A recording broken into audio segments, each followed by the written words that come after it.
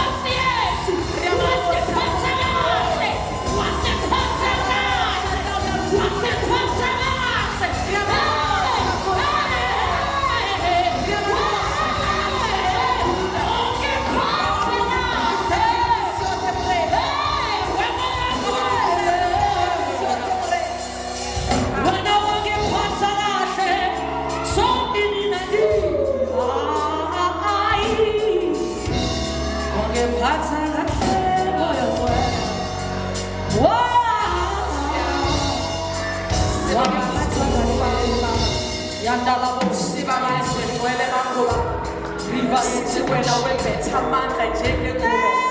Sithi wena awulinganiswa nalutho Nkosi yami. Sithi wena ukuqala nokugcina Nkosi yami. Sithi akekho njengawe Nkosi yami.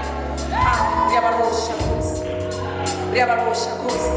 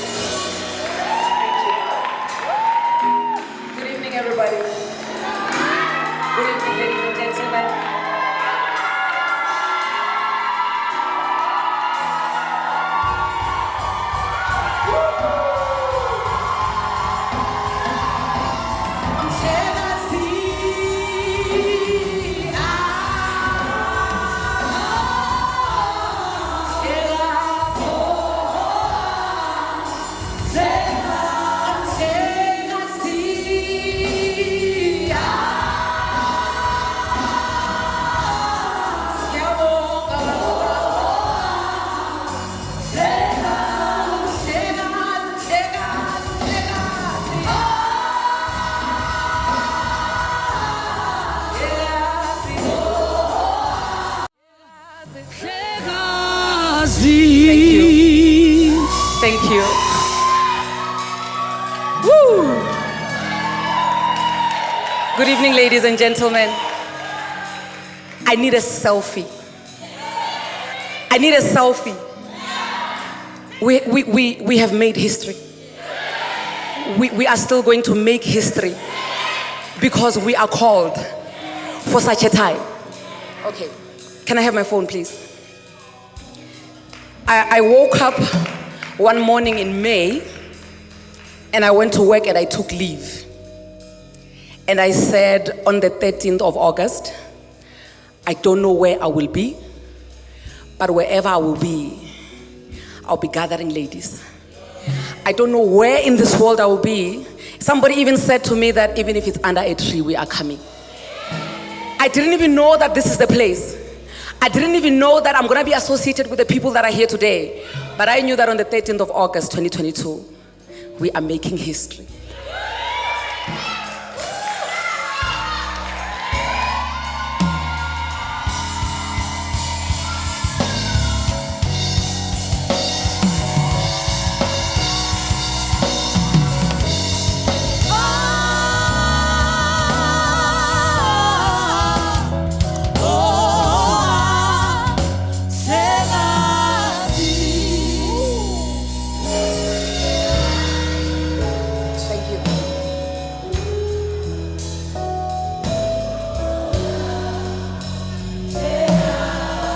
Thank you. I greet you all. I'm trying my level best not to make this a church service, but hey, the Spirit, wherever it leads us, we are going. My name is Perseverance Maremeni, also known as Madam Speaker, also known as the CEO of Self-Love. Before I was Madam Speaker, I was crowned lioness. Now, let me tell you something about Crown Lioness. I woke up one morning in 2016 and I decided that, listen, I want a brand, a clothing brand. And I'm going to call it with a name that everybody that I make something for, they will feel like a lioness that I feel like I am. And let me tell you something. I've been a sleeping lioness. And just because I've been a sleeping lioness, it doesn't necessarily mean that I was any less of a lioness. But today, as we're standing here, I'm a roaring lioness. Yeah. I just want to say to every single person who is here today that welcome home to self. Welcome home to self. Welcome home to yourself. I believe that there's something that inspired you to actually get yourself to be here today. That is why I'm welcoming you home to yourself. Because if we all know the story of a prodigal son, we know that he took his part, he took that which was his, and he went and he spent it, right? So, but then now the thing is, when you are a prodigal son, wherever you are in the wilderness, where you are, just doing all these things out there which are wrong, the people who are benefiting from you doing the wrong things won't correct you until something happens to you, until you have an encounter which forces you to come back home to yourself. I call myself the CEO of Self-Love because I speak so much on loving yourself, because that is something that is foreign to us women. That is something that we are not taught. We are taught that as you are born with these genitals, you now become this person who must just be a home for other people, but not yourself. So I'm saying to you as you are sitting here today, welcome home to yourself. I saw there's a lady who commented on one of the videos to say, I'm coming there, we are 5. It's 2 mothers and 3 daughters. Can I just see those 5 ladies? I said I want to see them when I get here.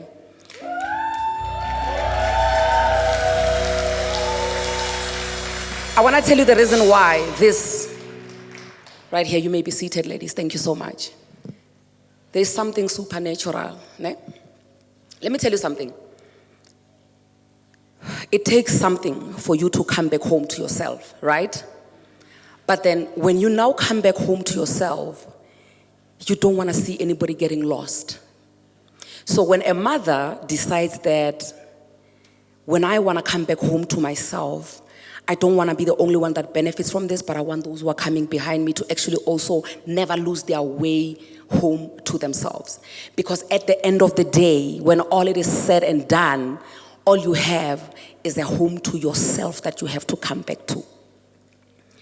So now, how did we end up in a place where we got lost so much that we have to come back home to ourselves? There are so many things which have been instilled in us as we are growing up. So many things that we have been made to believe that this is the life, this is the right way of doing things. When you do these things this way, there is no way you can go wrong. There is no way you cannot be blessed. There is no way your things cannot go in the right way. But if you're not home to yourself, if you are home to everybody else but yourself, the people who are benefiting from you not being home to yourself will never tell you that, listen, you are lost. Come back home to yourself. The reason why they will never tell you not to come back home to yourself is simply because if they do that, then they are cutting supply of Christmas. So meaning that there are people who are benefiting from you being lost. There are people who are benefiting from you being in the wilderness so much that when the thought of you coming back home to yourself is a threat for you. I have come back home to myself. As I am standing here today, I believe that somewhere, somehow, eventually, I had to come back home to myself so that we can gather here as ladies and speak about self-love. Had I not been lost to a point where I had to reach a dead end so that I can make a U-turn and come back home to myself, we would not be sitting here and being this fulfilled today. Welcome back home to yourself. Welcome back home to yourself. You see, when you understand what it means for you to come back home to yourself, you will understand that there are things like boundaries that people step on. And as long as you don't understand that where you are is not you being home to yourself, and they know that they are stepping on you because you're not home to yourself, they're never going to stop. Until you find that thing to say, listen, I need to go back home to myself. And when an opportunity has presented itself for you to never get lost, I'm speaking about the 5 ladies here. For you to never get lost to a point where you even bring your kids with you to say, listen, at some point in my life, I was a prodigal son. And I'm still working on coming back home to myself. It's a very painful thing. Coming back home to yourself is a very painful thing. But when you build that secured place for you to, that secured home for you to come back to, you make it safe for your kids to come back to that home. Now, one thing that we have been taught is that when you give until there's nothing left for you to give, that's your ticket to heaven. And it's not. I always tell this other friend of mine to say, the way you are also giving, but you complain at the end of the day, that's your ticket to hell. Because you're a good person in other people's eyes, but to yourself, you go back to sleep with a painful heart because of that good deed which you did for other people.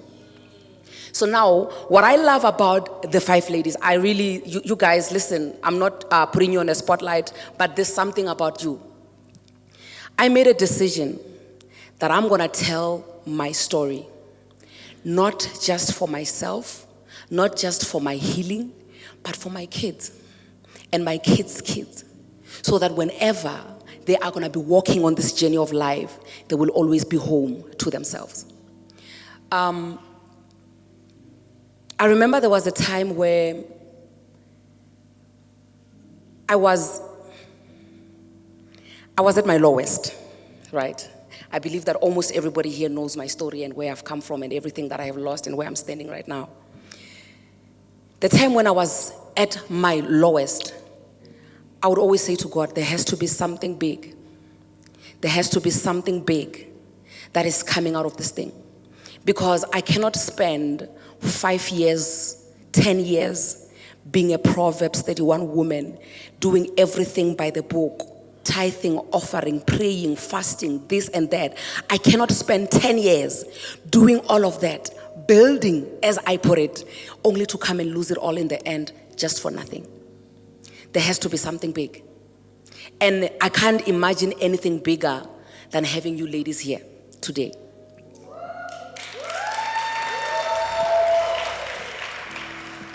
Whew. Let's talk about self-love. When you have so much to give to others, but you have nothing to give for yourself. You see, when I compliment you right now and I say you look beautiful and you say, when you try your level best to always distract me from seeing the beauty in you by saying something nice about everybody else except yourself, we want to talk about that love. The danger that comes with self-love is that people think that when you love yourself so much, you are selfish. But now, the Bible that we read every day speaks about rivers of living waters flowing from your belly, right? Meaning that the rivers of living waters are not going to come from somebody else and come inside of you. So you have a job to make sure that you always maintain that which is on the inside of you. You have a job to make sure that nothing that happens on the outside tampers with the holy of holies of your heart.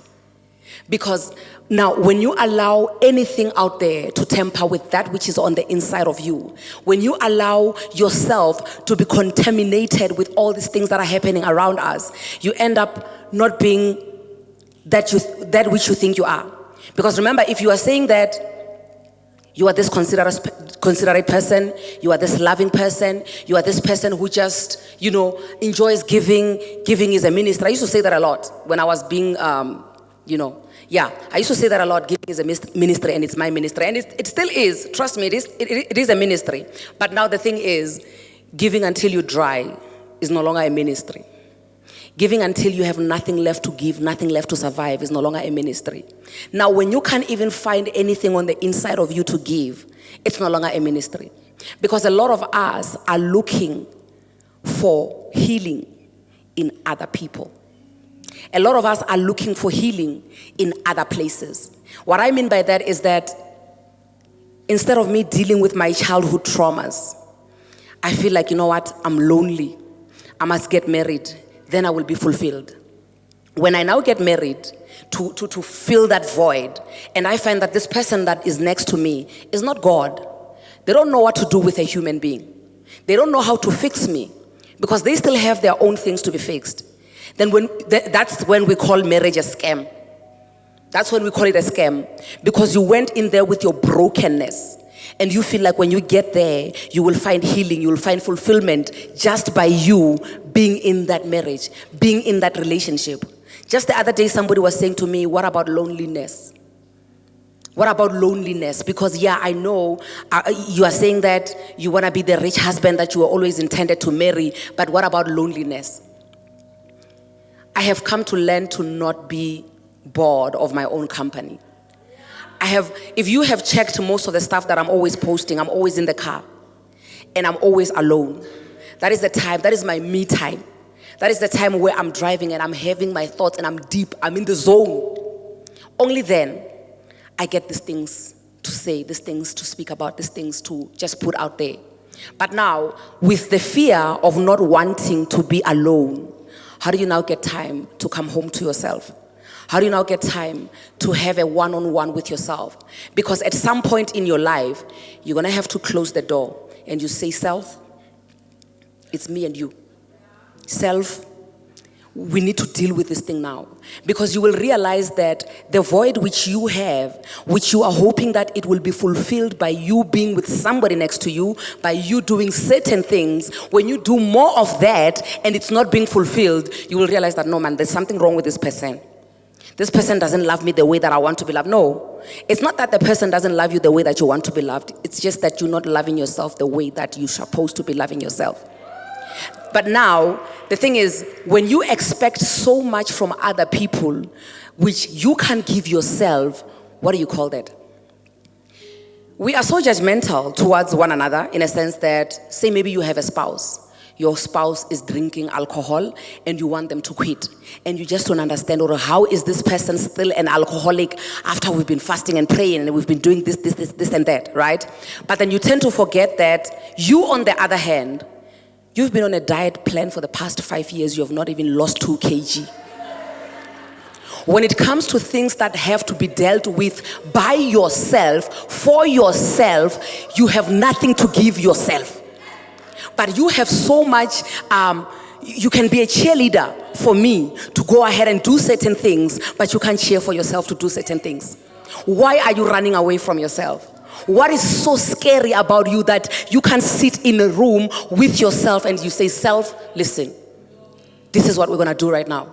What is so scary about your thoughts? So much that you want to distract yourself with having somebody close to you. How about you put that aside and you say, I'm going as a prodigal son, as a prodigal daughter, I'm going back home to myself, and I know that I have abandonment issues. I know that I have middle child issues. I know that when I was growing up, I felt less loved than my siblings because I was the middle child. Nobody loves me. So because now I found this person who is promising me heaven and earth, I'm going to cling on to them because at least they are showing me love. At least they are making me feel good about myself. What about you? What about what you can do for yourself? What about that feel-good hormone that does not need to be stimulated by somebody who is external? What about the rivers of living waters which are supposed to be flowing from the inside of you? So you mean to tell me that you need somebody from out there to come and stimulate the rivers of living waters which are on the inside of you? Who's stimulating their rivers of living waters which is not on the inside of them? When I say welcome back home to yourself, we are so scared of so many things. Stories have been told here. People have been sharing their stories. And we have been through stuff. But we have people who would rather, instead of dealing with your things, you set them aside. Like I said, you focus on, I'm going to make sure this man quits alcohol.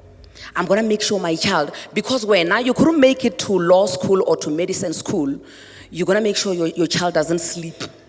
They're going to study day and night until they get that medical degree because you couldn't make it.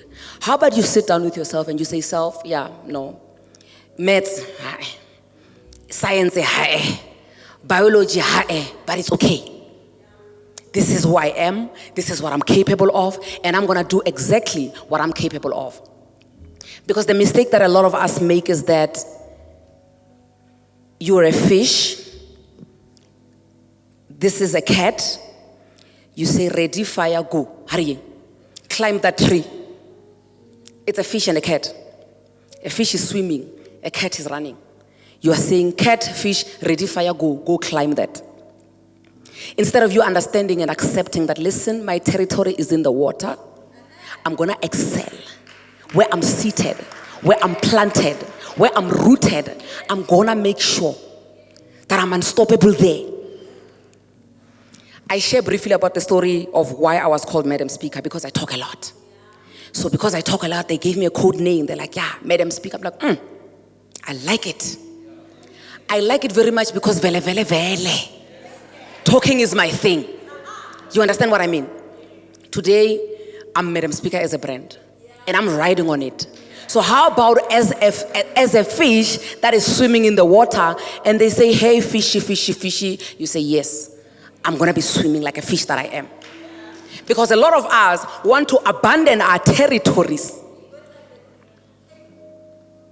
We are abandoning that which we are, that which we are supposed to do. We abandon that and we focus on other people. So many of us have been broken as kids. I can give you an example with myself. I'm a middle child. The person that I was closest to when I was growing up is my grandmother. And as a middle child with middle child issues, subconsciously you grow up thinking there must be something that I'm doing wrong. That is why I'm not getting the attention that other kids are getting. So what you then do is that you become an enabler. And you work so hard to be liked. If it means that you must take everything that is on the inside of you and give it to everybody else so that you remain with nothing, hoping that in return you will be loved, you will be appreciated, you will do that. But at the end of the day, the people who are taking from you, they understand that you are in the wilderness, right? They understand that when you don't know that you're in the wilderness, and for as long as you are here, they're going to ride on you. So when you come back home to yourself, you say, I understand that this is what I didn't get when I was growing up. I was speaking to a friend of mine. He said to me, friend, I'm going to buy myself toys. Because when I was growing up, they didn't buy me toys. So I'm going to buy a toy for my son, and I'm going to buy a toy for myself.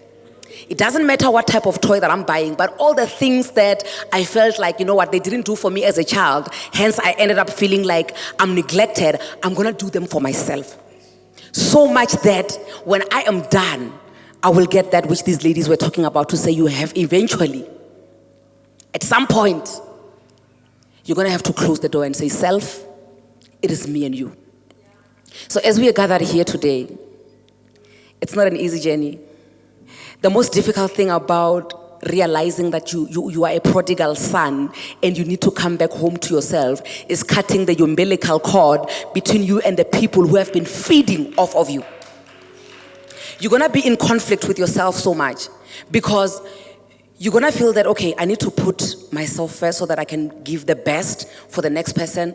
But this that they want, they are pushing my boundaries. And if I say no, it's going to be painful for them, and then it's going to be painful for me. But if I say yes, it's going to be painful for me, and it's not even going to count anymore as a blessing because it's painful.